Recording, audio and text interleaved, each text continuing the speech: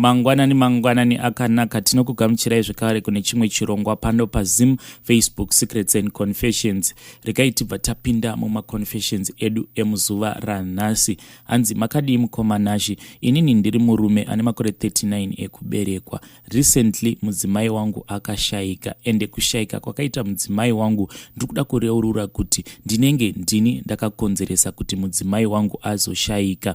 Zvakaitika ndezvekudai ndichiri kuchikoro ndine umwe musikana wandaidanana naye. Nemusikana uyu takatanga kudanana kubva form 1 kusvika tinyore form 4. Tanyora form 4 iya tainge takamirira ma-O-level results edu, then inini ndipo pandakazomitisa umwe musikana. Nemusikana uyu munyowani tainge tangodanana for about 2 months. Ndaingoti zvimwe kuda kutamba, then iye akabva azoti ainge abatira pamuviri ndokubva azotizira kumba kwedu. Musikana wangu uya wandainge ndakadanana naye kwemakore mazhinji, zvinhu izvi zvakamurwadza paakazvinzwa kuti ndainge ndatizirwa neumwe musikana, but chekuita painge pasina. Ndakambomuudza kuti kana zvichiita uya utizire, then ndobva ndangoita barika, but iye akaramba. Musikana uyu aingorarama upenyu hwekuti aingoroorwa achirambwa achiroorwa achirambwa. So patakazosangana paFacebook iye akabva andipa reason yekuti the reason marriages angu ari kuramba it's because munhu wese wandiri kusangana naye anondibvunza kuti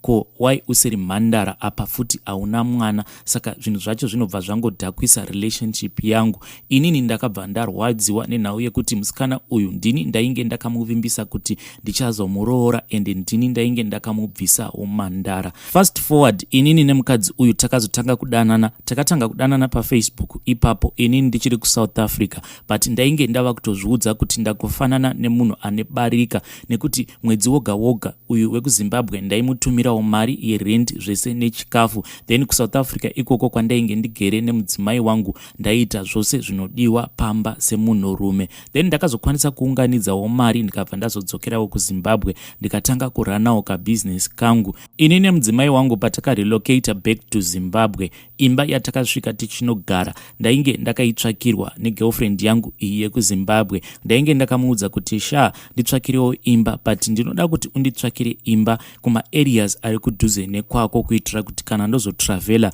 to and fro, sezvo mupfungwa dzangu ndainge ndava kutozviudza kuti ndatova nevakadzi vaviri. Nemukadzi uyu takadanana muchivande, but paisava kana nemunhu aizviziva. Taingodanana in secret, ende mukadzi uyu ainzwisisa situation yangu kuti ndiri munhu akaroora. Saka usiku aisambofona kana kunditsvaka, iye aingomirira kuti ndizouya kumba kwake. Takafambidzana kwechinguva ini nemukadzi uyu kusvikira azobatira pamuviri. Mwana paakazozvarwa ndipo pandakazozivisa imwe hanzvadzi yangu 1 yandinotrusta kuti sisi out there ndine umwe mukadzi. Takatoenda kumba kwemukadzi uyu ndikabva ndapa tete nemuroora ma-introductions. Kusvika muzuva ranhasi sisi vangu ava ndivo vega vanoziva secret yangu iyi. Even mukadzi wangu akatosvika pakufa asingazivi kuti out there ndine umwe mukadzi neumwe mwana. Nemukadzi uyu right now we are expecting our second child. Mukomanashi, zvazoita kuti ndinyore kwamuri ndezvekuti muna 2020 mudzimai wangu akabatira pamuviri,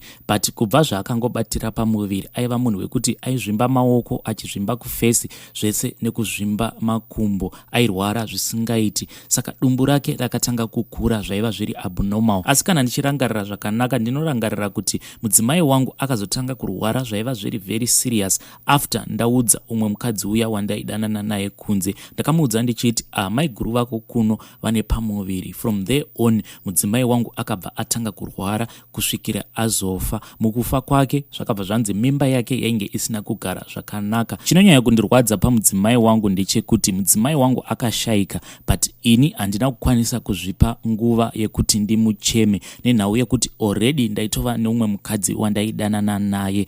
Even pandakazochenurwa vanhu handina kuvabudira pachena kuti already ndine umwe mudzimai wandiri kusangana naye pabonde. Fast forward 2 weeks ago ndakabuda pamba ndichiti ndiri kuenda kubasa. Inini ndiri mudhila, ndine equipment yangu yandinohaisa kuvanhu vanoita zvekuchera goridhe, uyezve ndinotenga goridhe ndichiita rekutengesa. So kana ndikabuda pamba ndinenge ndisina a fixed time yekuti ndinozodzoka pamba. Ndakasvika kuya ndikaona kuti zvinhu zvainge zvisingafambi zvakanaka, ndikabva ndati regai yangu ndidzokere kumba ndikasiya vakomana vangu vachishanda basa. Saka kumba ndakangodzoka zvainge zviri unexpectedly. Unfortunately ndiri munzira yekuenda kumba ndainge ndatova maareas ekwedu kwatinogara. Motikari yangu yakabva yangoita breakdown. Yaita breakdown kudaro ndakabva ndafonera umwe makanika anogara munharaunda yandinogara. Tikabva tadhonza motikari iya tikanoisiya pamba pamakanika. Makanika akazondiperekedza kumba kwangu. Pandakapinda mumba ndakabva ndanzwa mudzimai wangu achitaura, ende kutaura kwaaita pafoni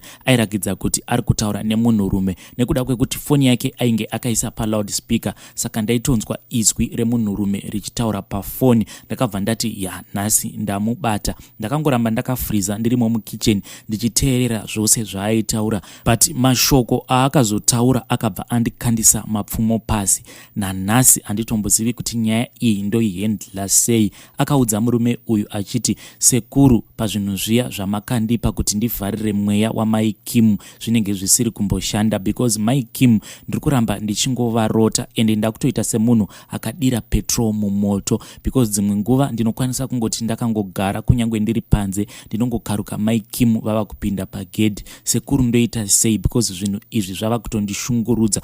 Pandakanzwa achitaura mashoko awa ndakabva ndangobuda mumba ndikambotenderera ndokuzomufonera ndichimuudza kuti ndiri kudzoka kumba, but pandakadzoka kumba handina kana kukwanisa kutaura naye. Ndakangonanga straight kubedroom ndikabva ndangorara. Paakandibvunza kuti kwakanaka here, ndakabva ndangomuti ndiri kutemwa neumwe musoro usingaiti. Vedare ndiri kukumbirawo rubatsiro. Mukadzi uyu ndomukonfranta here, ende ndava kutya kuti kana ari munhu anodhila nen'anga anokwanisa kuzondikuvadza after ndamukonfranta. That is why I am just keeping quiet, but zvinhu izvi zviri kundidya mukatikati memwoyo wangu, ende mudzimai wangu ndava kutomurotawo. Handizivi kuti inhau yekungoti ndingogara ndichingofunga here mudzimai wangu uyo akashayika, kana kuti pane zvimwe zvinhu zvava kutoitika. Pane dzimwe nguva dzekuti ndinomuka pakati peusiku ndobva ndatarisa uyu mukadzi wandigere naye, ndinobva ndanzwa shungu dzekuda kumudzipa, but nenhau yekuti ane pamuviri ende akasenga mwana wangu ndinobva ndangozvidzora. Please help me ndisati ndauraya munhu. Ndiyo yanga iri confession yabva kuna Haidi. Regai tibva taenda panyaya yedu inotevera. Hanzi Elonashi, inini ndiri mukadzi akaroorwa ende murume wangu akandiroora ndibhabaman anoita basa rekugera musoro. So one day akati adzoka kumba achibva kubasa akabva anditi pandanga ndiri kubasa kune vamwe mai vauya pandinogerera ndokubva vandipa 150 US. Vabva vandiudza kuti ndipote ndichichengeta bvudzi randinenge ndagera vanhu, then bvudzi iroro kana rikawanda ndozovafonera vanouya vachizotora bvudzi iroro. Murume wangu anoti iye akabvunza amai ava kuti ko bvudzi revanhu muri kuda kuzodii naro, then amai ava hanzi vakangoti inini ndinoshandira maChina and maChina ndiwo ari kuda bvudzi iroro. If you can do it, please do it. Kana kuri kunzi haukwanisi kuzviita, I can look for someone else. Takabva tatanga kuchengeta bvudzi riya raigerwa vanhu nemurume wangu. Patakaona kuti bvudzi iri rainge rawandisa takabva tafonera amai vaya ndokubva vauya vakakolekta bvudzi riya. Then after 1 week ndakazovhunduka murume wangu achipinda mumba akabata zifoni uye ainge akabata imwe mari ndokubva angoisa patable. Zvikabva zvanzi amai vaya vasvika kubasa vakabva vangondisira foni iyi, and foni iyoyo yaiva Samsung A12 yainge ichiri boxed ndokubva apiwa imwe 200 US pamusoro. Zvinhu izvi zvakangoramba zvichingoenderera mberi ende nanhasi zvichiri kungoenderera mberi. Murume wangu anoti akagera vanhu musoro zuva iroro anobva atora bvudzi riya obva arisa mune kamwe kaplastic, then usiku kana ochaisa anobva atora kaplastic kaya obva aisa mukasechero kake obva auya nebvudzi iroro tobva tarichengetera mumba. Kana rawanda amai vaya vanobva vauya vachikolekta bvudzi riya kumba kwedu. Amai ava kana wakavatarisa vanoratidza kuti munhu ane mari dzake, but kwatiri munhu wekuti haatishayiniri, even though tichigara muka 2 rooms, but vanototi kana vakasvika pamba pedu vanofila very free vobva vatopinda mumba matinogara tobva tatoita kuita bhizinesi redu, uyezve vakabva vatikurudzira kuti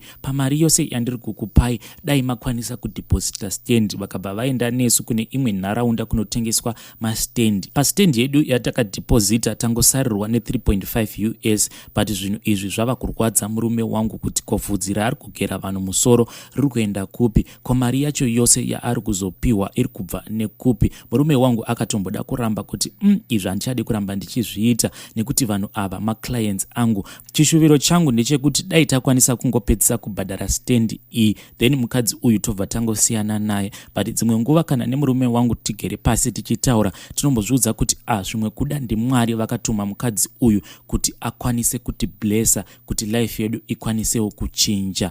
Ndiwo maonero atiri kuzviita inini nemurume wangu. Handizivewo kuti vedare munozvionawo sei. Iyi ndiyo yanga iri confession yabva kuna vahanzvadzi vedu ava. Regai tibva taenda panyaya yedu inotevera. Hanzi Elonashi, please post for me as Heidi. Inini ndiri mukadzi ane 43 years, ndinorarama nehurema. Nyaya yangu yakamira sekudai. Mumba medu tiri 3 and ndini ndega musikana pakati pevakomana vaviri. Ndakabarwa ndisingafambi, ndinoshandisa wheelchair. Vabereki vakashaya vose. Hanzvadzi yangu mukuru ari ku-UK. Kuno kune mudiki anova last born and ndiye ari kundishungurudza. Nyaya iri kunetsa ipfuma yandakasiyirwa nababa inova imba yevabereki. Vabereki vangu vasati vashaya vakaisa zita rangu pamapepa emba nekuda kwekuti handikwanisi kuzvishandira. Asi nawo brother yangu iri kuno kuZimbabwe anoti kana akatumirwa mari neuyo ari ku-UK haandicheuki, haandipi mari, kunyangwe mari iyoyo ikatumirwa iri muzita mangu. Kunyangwe iye akapfuma, but anorwadziwa nekundipa mari. Anoti basa rekuda kungodya mari dzedu,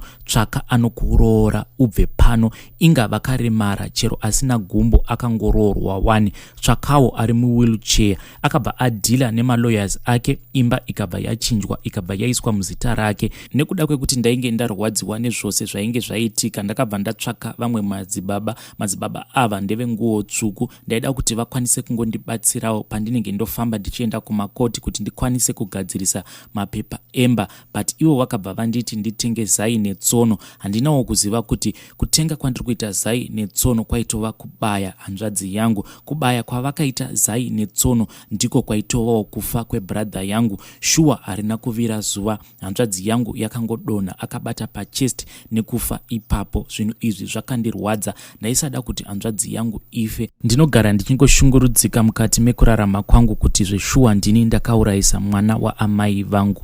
Please mukomanashi, kana mukaposta ndinokumbirawo kuti muzondinotify ndikwanise kuteverera macomments evamwe mucomment section.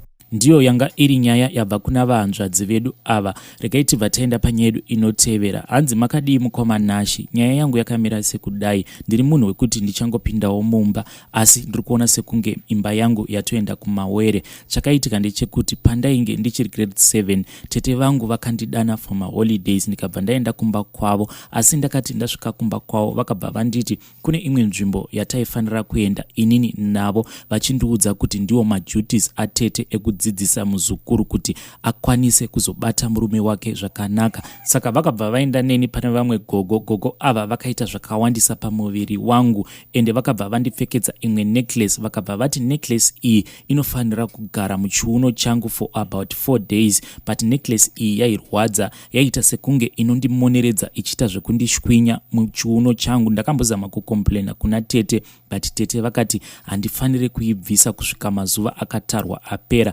After 4 days dzapera, tete vangu vakadzokera neni kuna gogo vaya ndokubva vambondisiya. Ndofunga kuti ndakagara pamba ipapo kwe1 week. Gogo ava vaiti makuseni ega vaiuya murumu mandairara, vobva vandivhura makumbo angu, vobva vatora rimwe dota. Vakati dota iroro raiva dota rezviremwa, vobva vaita zvavaiita pandiri. Fast forward ndakazokura, but mukukura kwangu ndakakura ndiri munhu wekuti ndaingodiwa nevarume vaiva nemari dzavo. Vamwe varume vaikwanisa kutosacrifice kubhuroka pamabusinesses avo vachingoda kundifadza nemari chete. Ndakazobva hangu muZimbabwe ndokubva ndauya kuno kuJoni, asi kuuya kwandakaita kuno kuJoni ndiri munhu wekutoti ndinotya kana kufamba, handina kana freedom. Pese pandinenge ndangofambira murume wose anenge achingondida. Pano mumwe musi pandakambopinda mutaxi, saka vanhu vose vakazosvika pakuburuka ndikabva ndangosara ndiri 1. Driver uya wekombi akangonditarisa ndokubva angomisa akabvisa taxi yake akabva atanga kutondinyenga. Inini ndakamuramba, but murume uyu akazotosvika pakuda kundiburutsira pfuti. Ndakaburuka mukombe make muya ndikatanga kutiza, but iye akabva atanga kunditeverera kumashure achichema achiti please ndidewo, I'm very sorry nezvese zvandakuitira, but handisati ndambonzwa feeling yakadai mukati mekurarama kwangu. Kana ukangondida kunyange kombi iyi ndinokwanisa kuitengesa mari yacho ndikakupa yose, please ndide hako. But ndakangoramba ndichimhanya apa hana ndainge ndakaita kubatira mumaoko. Ndakazokona pane imwe imba yandaiziva kuti panogara maZimbabweans. Murume uya ndokubva adarikira, but akangoramba achingondinetsa. Aingoti pose pandinenge ndiri pataxi rank aita kundinetsa achinditengera zvinhu zvakasiyana siyana. Zvakazokonzeresa kuti ndishifte ndibve mulocation imomo. Then ndakati ndashifta kubva mulocation imomo ndakabva ndazosangana neumwe murume anova murume wangu zvaizvezvi. Takasangana tikafambidzana tikadanana. Then murume uyu akabva ati anoda kunondibvisira kumusha. So takaenda kumusha akabva anondibvisira tikabva tadzoka tiri murume nemukadzi. But takangoti tichingotanga kugara mwedzi wekutanga ndakabva ndaenda kumaperiods, but kuenda kwandakaita maperiods ndaibuda rimwe ropa rainge rakaita black rakaita magadhi. Saka ndakangozviudza kuti sezvo ndiri munhu ainge akabvisa family planning pamwe ndizvo zviri kukonzeresa. But the following month zvakadzokoroka like that. Then this month ndakabva ndaita sekunge ndiri munhu atoita miscarriage, ropa randiri kubuda rakawandisa. Kana ndichitoverenga iko zvino zvindava ne3 weeks ndichingobleeda. Takaenda kuchipatara zvikanzi zviri normal. Ndakavabvunza kuti ko munhu anobleeda kwenguva yakareba kudai so mobva mamuti zviri normal, but manesi aya vakabva vatotipindura rough. Nanhasi mukomana ndiri kungobleeda. Ndatova munhu wekuti handisisina kana simba, kana ndichifamba ndinonzwa kunge as if I want to fall down, kutofenda chaiko. Handisi kuziva kuti chiri kukonzeresa chii. Kana kuine vanokwanisa kundibatsira, please help me. Ndichange ndirimo mucomment section.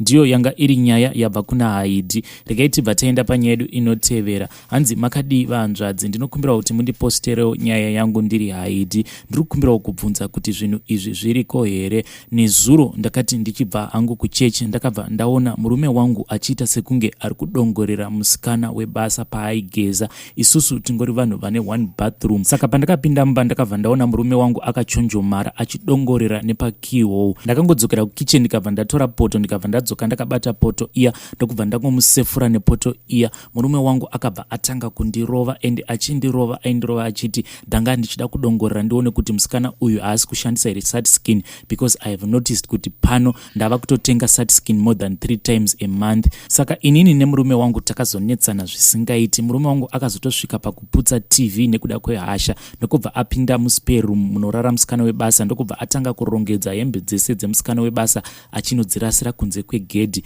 Aiti kana akarasira hembe idzodzo kunze kwegedhi ndaibva ndatora hembe dziya ndobva ndadzidzorera mumba. Mwana wevanhu akapedzisira ava confused. Murume wangu ari kuti musikana uyu haachadi kumuona pamba, but inini murume ndiri kumuudza kuti musikana uyu haasi kuzosiya basa, iwewe ndiwe uchatobva pano. Vedare ndiri kukumbirawo help kuti situation iyi ndoihendlawo sei. Mumba mangu munenge matopinda gonye chairo.